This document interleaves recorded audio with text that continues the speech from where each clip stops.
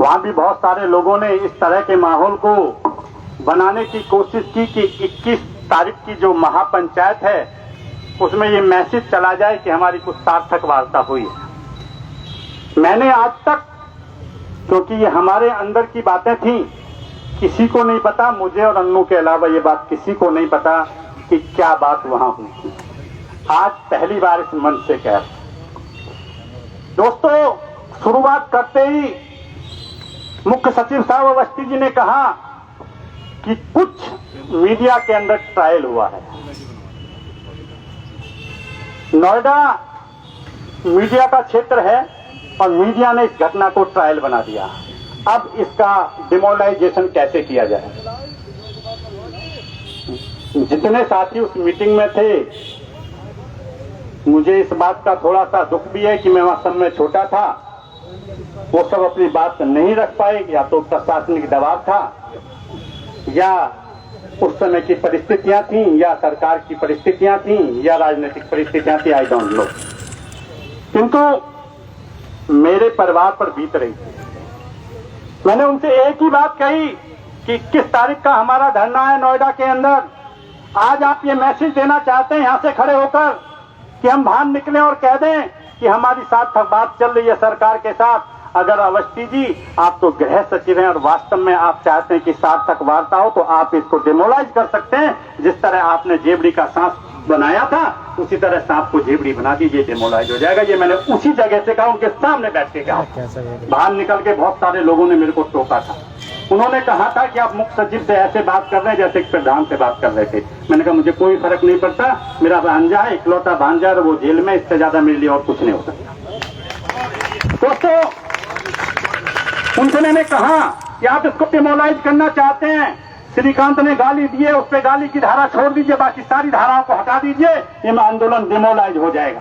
मैंने उनसे कहा था, उस सोसाइटी के अंदर हर घर के आगे हर आदमी ने पेड़ लगाए हुए हैं, श्रीकांत ने भी पेड़ लगाए हुए थे। जब भी यही वर्ड कहा था कि जब भी आप यहां से अनाउंस करते हैं कि प्रदेश में वृक्षारोपण होगा, जब भी हमारा डीएम साहब अनाउंस करते हैं कि डिस्ट्रिक्ट के अंदर वृक्षारोपण होगा, जब हमारे प्रधानमंत्री अनाउंसमेंट करते हैं कि वृक्षारोपण होगा, तो हम पार्क में पेड़ लगाते हैं, अपने खेत में भी नहीं लगाते क्योंकि फसल को नुकसान देता है। किसी माई के लाल की छत पे पेड़ नहीं लगाए जाते, वो पार्क में लगाए जाते हैं। आप बताइए वो कहाँ लगाए जाए? श्रीकांत ने लगा दिए, गुनाह था उसका।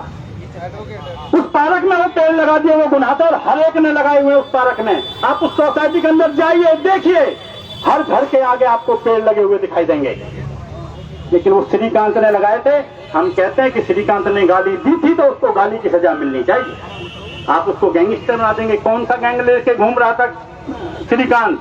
ये हमने भी वहां कहा ये राजनीतिक साजिश थी। आप कहते हैं मीडिया ट्रायल था, ये राजनीतिक साजिश थी।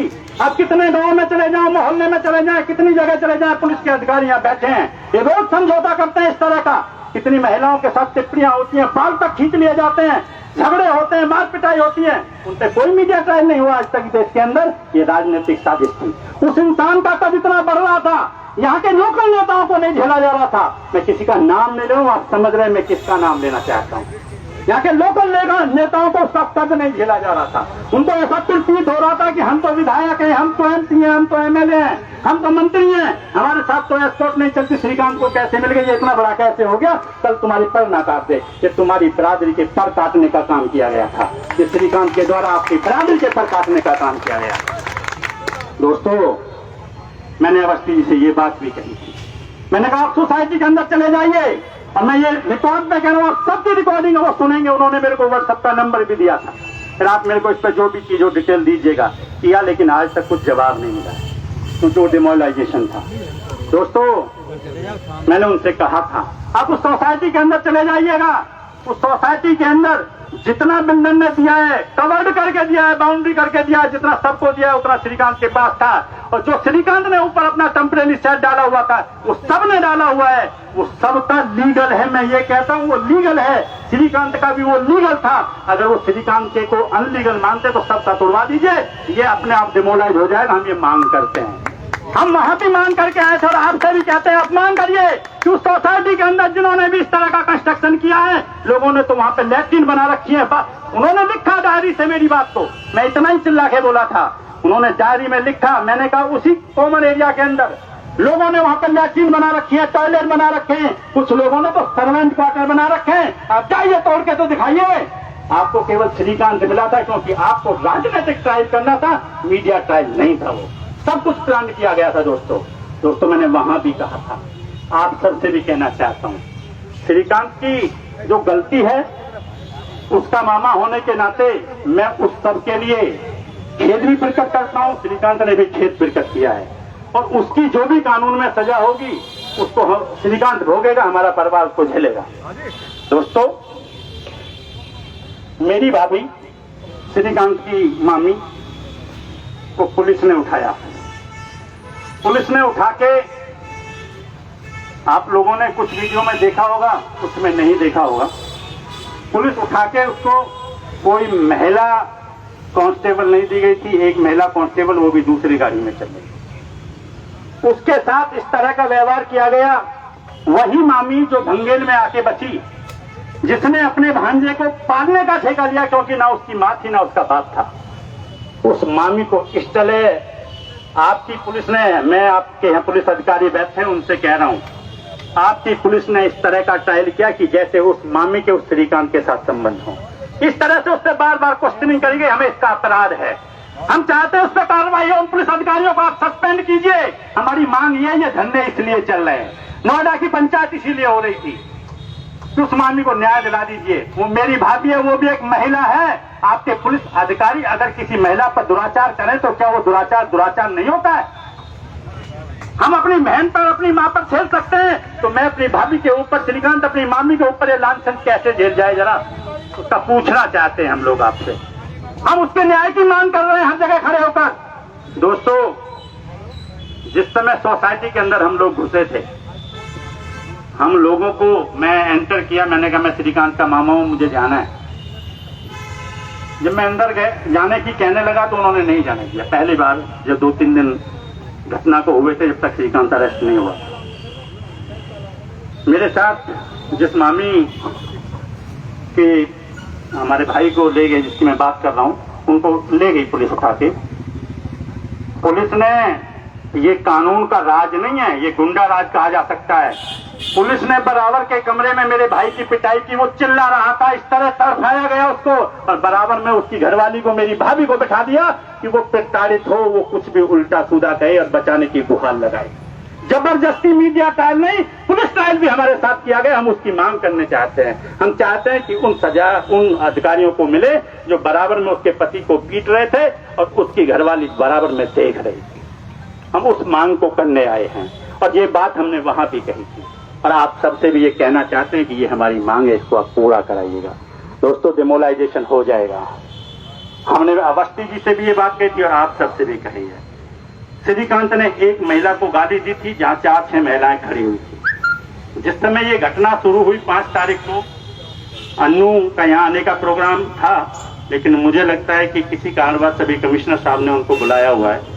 मैंने इसलिए भी आपको थोड़ा सा डिस्टर्ब करने के लिए चाहा था, तो शायद या तो विलंब हो जाए या ऐसा भी हो सकता है कि प्रोग्राम उनके आने का कैंसिल हो जाए। मैं अभी 1 मिनट बाद इसको काट के आपको बता भी दूंगा। लेकिन 5 तारीख को सुबह वो अपने मुंह से भी बताएंगी, अन्नू सोसाइटी के अंदर अपने पार्क में, गार्डन में, वहां पे पानी वगैरह दे रही थी। उस समय 2-3-4 महिलाएं वहां इकट्ठी थी और उनकी उसके साथ जो भी मुंह जोड़ी और बातें चल रही थी वो चलती रही। बच्चे के स्कूल का टाइम हुआ, वो स्कूल को बच्चे को छोड़ने के लिए अंदर गई है। सबसे बड़ी बात ये देखिएगा कि 1 घंटे तक, पौना घंटे तक वो महिलाएं अन्नू के साथ, श्रीकांत की वाइफ के साथ झगड़ा करती रही। श्रीकांत सामने बालकोनी में बैठकर उस झगड़े को देखता रहा। पेशेंस का दाद दीजिए उस आदमी की, जिस आदमी के पास सब कुछ था, वो वास्तव में इस बिरादरी का बब्बर शेर था। वो उस बालकोनी में खड़ा हुआ उस घटना को देखता रहा, लेकिन बाहर नहीं निकला और उसने ये ठाना कि मैं बाहर नहीं जाऊंगा। मेरी पत्नी से जो कह रही है महिलाओं का मैटर है, निमट जाए। लेकिन जैसे ही अन्नू अंदर गई, श्रीकांत को देखकर वो महिला उस पेड़ को उखाड़ने लगी।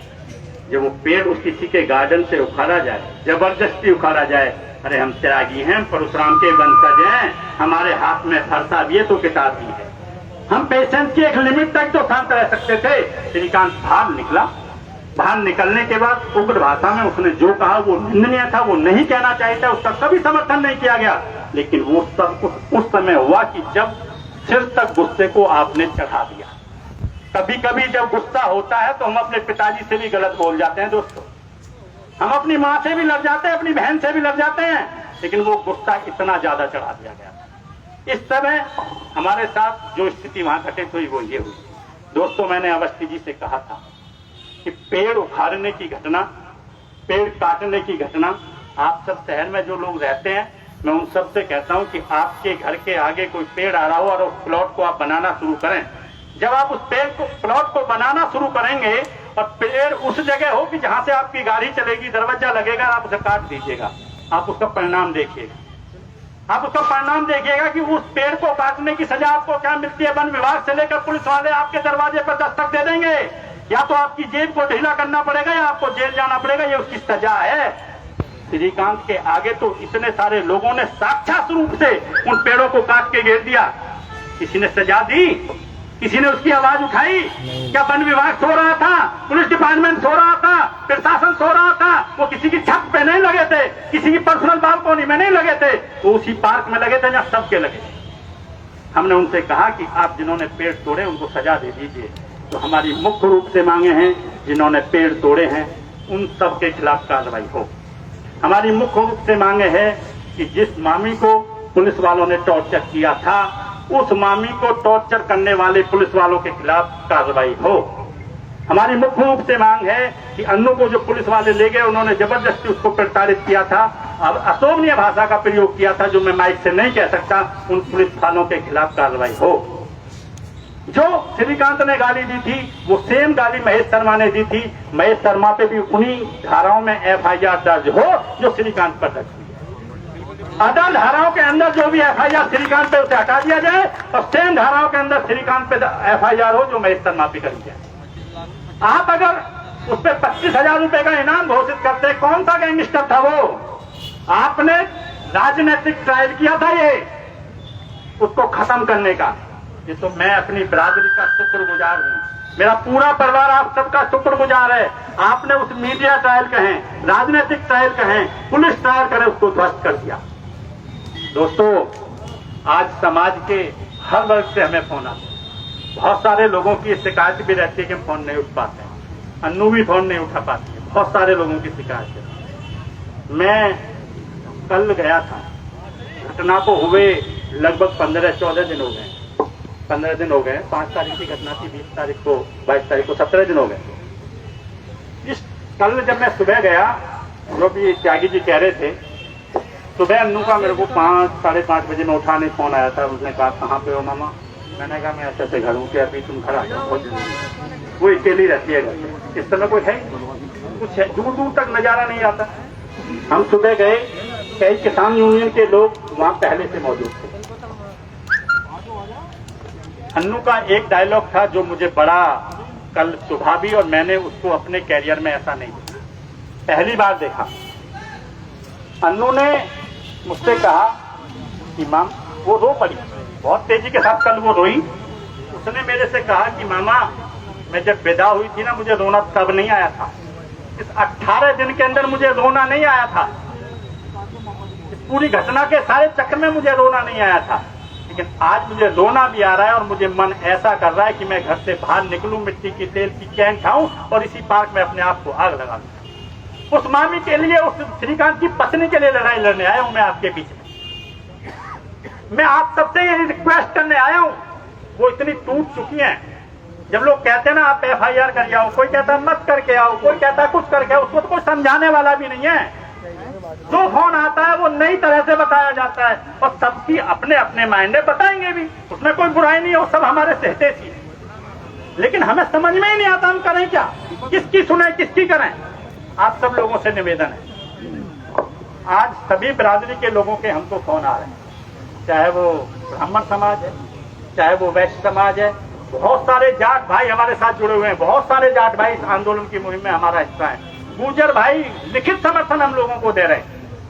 आप हमारी इन मांगों को पूरा होने तक इस आग को शांत ना होने दें। ये लड़ाई श्रीकांत की अब अकेले नहीं है, इस समाज की औरतों की है, दो दो औरतों की है। अब आप उनको अपनी बेटी समझें, क्योंकि मैंने शुरुआत की थी, श्रीकांत के ना भाई है, आप सब उसके भाई हैं। श्रीकांत के ना माँ है ना बाप है, आप उसकी माँ हैं, आप उसके बैतुल बुजुर्ग हैं। आपको उसे न्याय दिलाना है, अपने बच्चे के लिए लड़ना है। आपसे ये निवेदन करने आया था, ये लखनऊ में भी किया था, यहाँ भी करा है, आगे भी करूँगा। आपका सहयोग मुझे मिलता रहे, परिवार को मिलता रहे।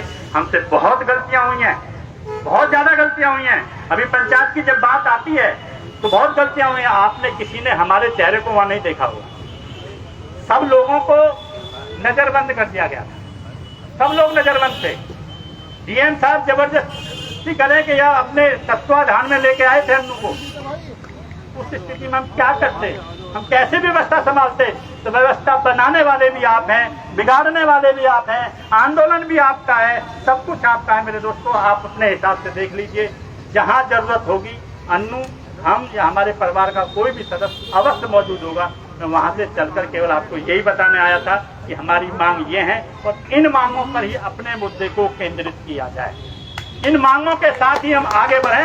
जब तक ये पूरी नहीं होंगी, ये आंदोलन चलता रहेगा। त्यागी समाज जिंदाबाद, त्यागी समाज जिंदाबाद, त्यागी समाज जिंदाबाद। आप सबसे उम्मीद है कि इस आंदोलन को आप अपने कंधों पर लेंगे। बहुत बहुत धन्यवाद, नमस्कार। एक जोर से नारा लगाइएगा, इंकलाब जिंदाबाद, इंकलाब जिंदाबाद, इंकलाब जिंदाबाद। भारत माता की जय, भारत माता की जय, भारत माता की जय। जय परशुराम, जय परशुराम, जय परशुराम, जय परशुराम। बहुत बहुत धन्यवाद आपका, नमस्कार।